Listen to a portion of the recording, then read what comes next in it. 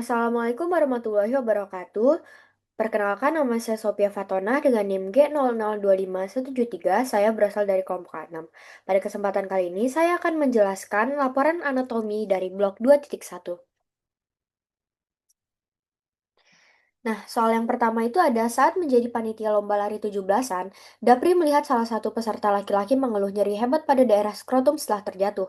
Di sisi lain, ada juga peserta lain yang sudah lama mengeluh benjolan di skrotum yang terasa seperti sekumpulan cacing, dan seorang bapak yang sering bolak-balik ke toilet karena sulit BAK. Nah, yang pertama itu jelaskan anatomi penis, skrotum, dan testis. Yang kedua ada jelaskan jalur perjalanan sperma dari testis hingga keluar melalui ostium uretra externum. Nah, yang ketiga itu ada jelaskan kemungkinan perbedaan anatomi dan klinis dari keluhan pada skenario tersebut, terutama yang mengarah ke torsio testis, varikokel, dan pembesaran prostat. Nah, yang pertama itu adalah anatomi dari penis. Nah, jadi penis sendiri itu merupakan suatu organ berbentuk tubuler. Dia itu juga merupakan alat kopulasi dari pria. Nah, penis juga homolog dengan glans klitoris pada wanita. Jadi di penis ini tuh terdiri dari dua pars, yaitu pars fixa yang terdiri dari bulbus dan crus penis, dan yang kedua itu ada pars libera yang terdiri dari corpus spongiosum dan corpora cavernosum. Nah, jadi yang pertama itu pars libera penis dulu ya. Nah, pars libera penis kan tadi terdiri dari corpus spongiosum dan corpora cavernosa. Jadi yang pertama itu aku akan membahas corpus spongiosum. Nah, jadi corpus spongiosum ini itu terletak di bagian ventral dari corpus penis, dilewati oleh uretra pars spongiosa dan distal melebar menjadi glans penis. Nah, selanjutnya itu ada corpora cavernosa. Jadi corpora cavernosa ini terletak di bagian dorsal dari penis, terus merupakan jaringan erektil utama. Terdapat dua corpus cavernosus. Nah, masing-masing dari corpus cavernosus ini diliputi oleh tunika albugina yang tebal. Nah, ruang-ruang corpora cavernosa itu disebut dengan cover atau sinusoid cavernosum. Nah, di tengahnya itu terdapat arteri profunda penis atau disebut juga dengan arteri cavernosus. Nah, selanjutnya itu pars fixa dari penis. Jadi, pars fixa dari penis ini diperkuat oleh musculus ischiocavernosus yang berinsersi dengan crus penis dan musculus bulbus spongiosum yang berinsersi dengan bulbus penis. Jadi, musculus ischiocavernosus sendiri ini dia tuh mengopresi crura penis, mendorong darah ke bagian distal corpora cavernosa dan meningkatkan turgiditas dan membatasi aliran vena keluar untuk mempertahankan ereksi. Nah, selanjutnya fungsi dari musculus bulbus spongiosum itu mengompresi bulbus dan corpus spongiosum, membantu pengosongan uretra, meningkatkan tekanan jarin erektil proksimal, serta menekankan vena dorsalis profunda untuk menghambat aliran balik vena. Nah, selanjutnya itu anatomi dari skrotum. Nah, skrotum sendiri ini merupakan lapisan pembungkus testis yang terdiri dari 9 lapisan. Nah, 9 lapisannya itu yang pertama itu ada kulit, yang kedua itu ada fascia dartos atau dan musculi dartos, yang ketiga itu ada fascia spermatica externa, yang keempat itu ada musculus cremasterica, yang kelima itu ada fascia spermatica interna, yang keenam itu ada tunica vaginalis lamina parietalis, yang ketujuh itu ada tunica vaginalis lamina visceralis, yang kedelapan itu ada tunica albuginea, yang kesembilan itu tunica vasculosa, dan yang terakhir itu ada substansia testis. Nah, jadi skrotum sendiri ini berfungsi sebagai pengatur suhu testis yang optimal untuk spermatogenesis. Nah, jadi pada bagian mediana skrotum itu juga terdapat rape skroti. Nah, selanjutnya adalah anatomi dari testis. Nah, testis itu merupakan struktur yang homolog dengan ovarium pada wanita. Nah, jadi testis ini terletak di dalam skrotum dan terdapat sepasang. Nah, testis kiri lebih rendah dari testis kanan karena funiculus spermaticusnya lebih panjang. Nah, terus tenis ini memiliki lapisan pembungkus. Ada 3 lapisan termasuk dari 9 lapisan skrotum. Nih, yang pertama itu ada tunica vaginalis. Tunica vaginalis ini terdiri dari lamina parietalis yang menempel pada fascia interna skrotum.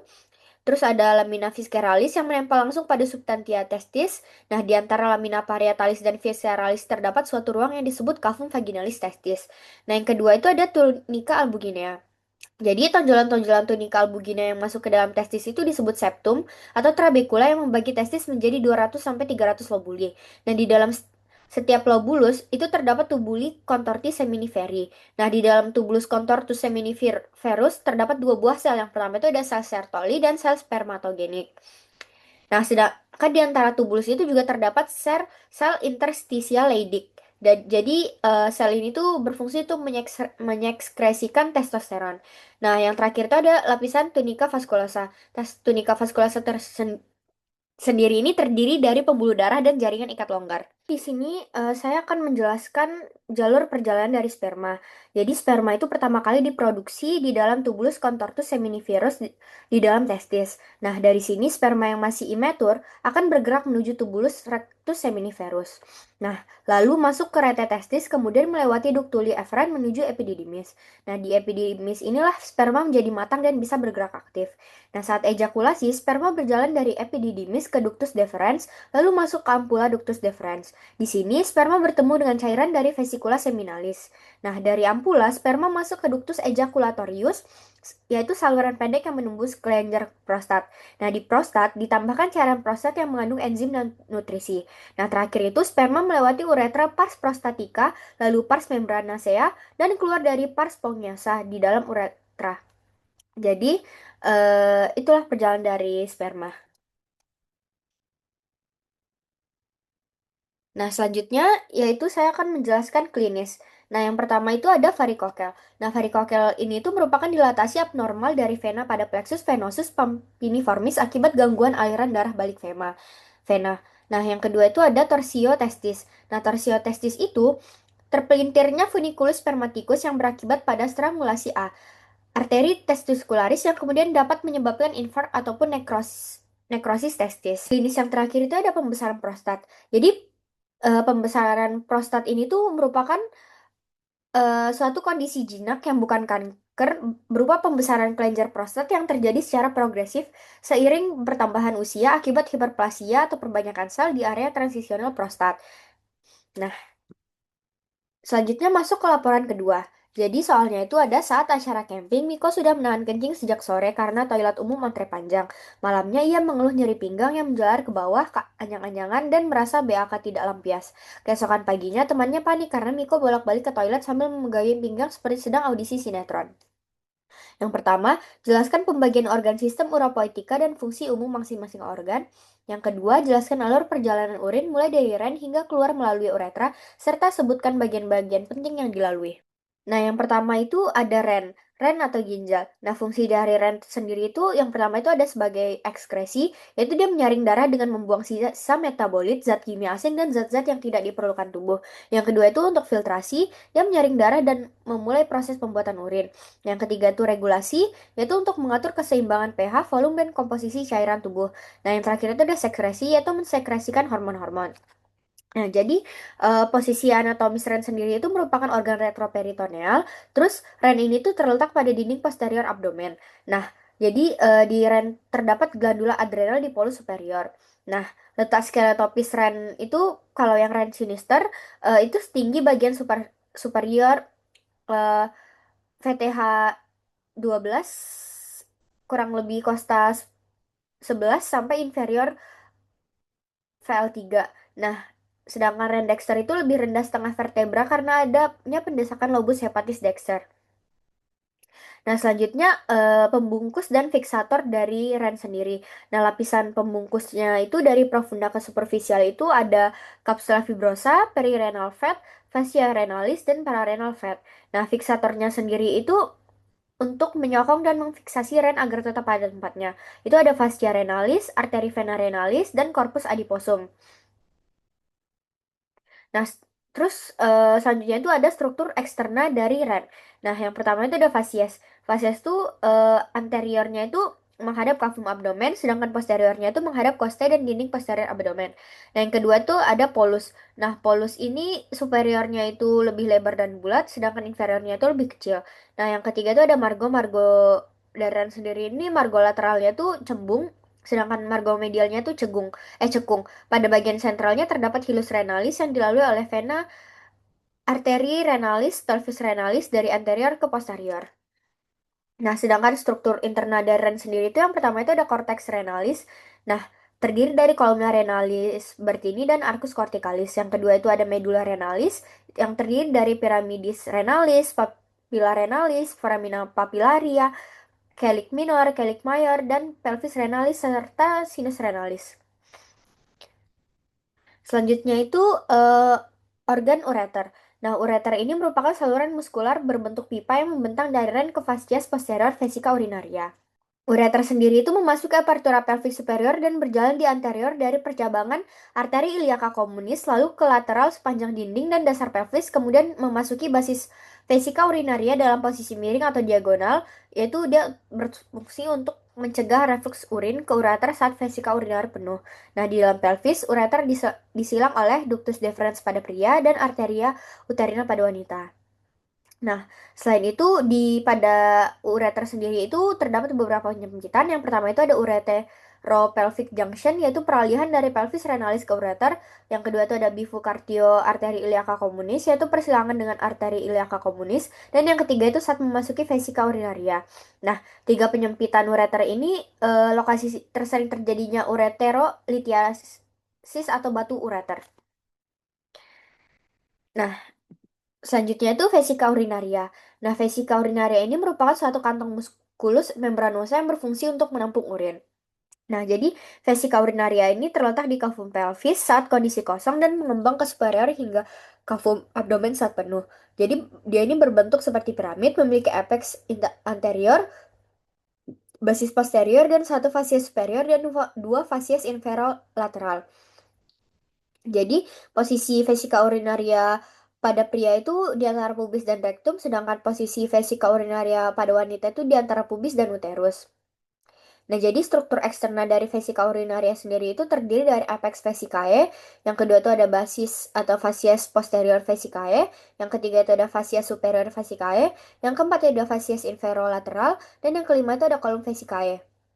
Nah, kolom vesicae itu merupakan bagian yang paling inferior dari vesika urinaria dan juga bagian yang paling terfiksasi. Nah, kolom vesicae sendiri ini terfiksasi oleh ligamentum pubovesikal pada wanita dan ligamentum puboprostaticum pada pria. Nah, selanjutnya itu struktur interna dari vesika urinaria itu terdiri dari yang pertama itu ada tunica serosa, yang kedua itu ada tunica muscularis, yang ketiga itu ada tunica submucosa, dan yang keempat itu ada tunica mucosa. Nah, selain itu terdapat beberapa ligamentum dari vesika urinaria. Yang pertama itu ada ligamentum puboprostaticum lateral et medial, yang kedua itu ada ligamentum pubovesicalis, yang ketiga itu ada ligamentum rectovesicalis, dan yang terakhir itu ada ligamentum umbilicalis medianum. Nah, selanjutnya itu organ uretra. Nah, uretra sendiri ini merupakan saluran yang berawal dari basis vesika urinaria hingga ostium uretra externum. Nah, jadi uretra ini tuh berbeda antara pria dan wanita. Yang pertama itu ada uretra maskulina atau pria. Dia ini lebih panjang. Dia itu sekitar 18 sampai 20 cm. Terus dilalui oleh urin dan cairan semen membentang dari orificum uretra internum pada vesika urinaria hingga orificum uretra externum pada ujung penis. Nah, pada penil uretra terdapat glandula leter yang menghasilkan mukus. Sedangkan pada uretra feminin, nah, itu lebih pendek. Dia tuh sekitar 4 cm, terus hanya dilalui oleh urin, terus membentang dari vesika urinaria hingga orificum uretra externum pada dorsal gland clitoridis. Terus dia tuh mengandung dua glandula para uretal yang mukus pada aperturanya. Terus dia ini lebih rentan terkena infeksi. Nah, yang pertama itu ada uretra dari maskulina. Jadi uretra maskulina ini terdiri dari beberapa pars. Yang pertama itu ada pars preprostatika. Eh, pars preprostatika ini dia itu terbentang dari vesika urinaria hingga prostat. Dia itu ukurannya itu sekitar 1 cm. Terus dikelilingi oleh musculus sphincter uretra internum. Terus kontraksi sphincter tersebut mencegah aliran balik dari semen ke dalam vesika urinaria selama ejakulasi. Nah, yang kedua itu ada pars prostatica. Dia ini memiliki panjang 3 sampai 4 cm dan dikelilingi oleh prostata yang terdiri dari crista uretralis, sinus prostaticus, colliculus seminalis, utriculus prostaticus, dan muara ductus ejaculatorius. Nah, yang ketiga itu ada pars membranacea. Dia ini pars terpendek. Uretra pars membranacea ini sempit dan berjalan melewati spatium perine profundum. Dikelilingi oleh otot rangka dari musculus sphincter uretra externum, dan di bagian lateral ujung terminal terdapat glandula bulboretralis. Yang terakhir ada pars spongiosa. Nah, pars spongiosa tersendiri ini Pars yang terpanjang dililingi oleh jaringan erektil, terus dia ini merupakan muara dari glandula bulbouretralis dan glandula liter. Nah, pars spongiosum membesar untuk membentuk suatu bulbus di pangkal penis dan menggembung lagi di ujung penis untuk membentuk fossa navicularis uretra. Nah, yang kedua itu penjelasan untuk uretra feminina. Jadi pada wanita itu uretranya itu lebih pendek, panjangnya sekitar 4 cm.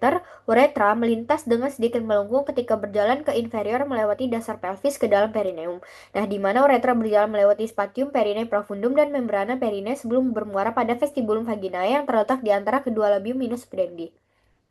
Nah, di sini saya akan menjelaskan alur perjalanan dari urin. Nah, yang pertama itu di glomerulus. Nah, jadi glomerulus ini tempat dimulainya proses filtrasi darah. Nah, yang kedua itu di kapsula Bowman. Nah, kapsula Bowman ini akan menampung hasil filtrasi dari glomerulus. Nah, bersamaan dengan glomerulus, dia akan membentuk corpuscle renalis. Nah, yang selanjutnya itu ada tubulus contortus proximal. Nah, disinilah terjadi proses reabsorpsi zat-zat yang masih berguna bagi tubuh. Nah, selanjutnya itu lengkung Henle. Lengkung Henle sendiri berperan dalam konsentrasi urin. Nah, selanjutnya itu tubulus collectivus. Disinilah terjadi proses augmentasi atau penambahan zat sisa dan pengaturan akhir komposisi urin. Nah, selanjutnya itu laporan ketiga. Nah, soalnya itu di ruang bersalin, seorang ibu sedang dalam proses persalinan. Bidan melihat penurunan kepala janin dengan bidang Hodge, memperhatikan bentuk pelvis lalu mempertimbangkan tindakan episiotomi agar bagian peritoneum tidak meluas. Yang pertama, jelaskan dasar pelvis dan perineum, termasuk diafragma pelvis, membrana perineum, spatium perineum, profundum, serta pembagian regio orogenital dan regio analis. Yang kedua itu ada jelaskan hubungan anatomi pelvis dengan kondisi klinis skenario, terutama mengenai perbedaan pelvis pria dan wanita, bidang Hodge dan episiotomi. Nah, yang pertama itu dasar pelvis. Jadi di sini perlu aku luruskan dulu kalau gambar yang di screen ini sebenarnya bukan langsung dasar pelvis, melainkan kerangka tulang panggul atau pelvis osea. Nah, dari sinilah otot-otot dasar pelvis itu melekat. Nah, dari sini kita bisa terlihat tulang sakrum. Nah, sendi sakroiliaka, spina ischiadica, serta simfisis pubis. Nah, semua tulang ini membentuk rongga panggul. Nah, lalu apa itu dasar pelvis? Dasar pelvis adalah lapisan otot dan jaringan ikat yang membentang menutupi lubang bawah rongga panggul. Nah, otot utamanya itu adalah levator dari ani. Nah, fungsi dasar pelvis sendiri itu yang pertama itu ada menahan organ panggul seperti kandung kemih dan prostat, yang kedua itu ada mengontrol buang air kecil bersama otot sphincter, dan yang ketiga itu membantu fungsi seksual pada pria. Nah, selanjutnya itu diafragma dari pelvis. Jadi, diafragma pada pelvis sendiri itu terbentuk dari 3 lapisan. Yang pertama itu diafragma pelvis, muskuli. Yang kedua itu membrana perineum, jaringan ikat. Dan yang ketiga itu spatium perineum profundum. Nah, diafragma pelvis kalau dilihat dari atas itu dilihat dari atas itu ada terdiri dari muskuli levator ani. Dia itu berorigo oleh arcus tendineus yang merupakan penebalan dari fascia pelvis. Eh, Sedangkan insersionya itu dibagi menjadi 3 serabut. Yang pertama itu serabut anterior, terdiri dari musculus puborectalis. Yang kedua itu ada serabut intermediat, terdiri dari musculus pubococcygeus. Dan yang ketiga itu serabut posterior, yang terdiri dari musculus iliococcygeus. Nah, yang selanjutnya itu ada membrana perineum dan spatium perineum. Nah, membrana perineum ini merupakan fascia tebal berbentuk segitiga yang melekat pada kerangka tulang arcus pubicus. Nah, dia ini terletak horizontal dan ke arah anterior, terdapat celah kecil di antara membrana dan ligamentum pubicum inferius.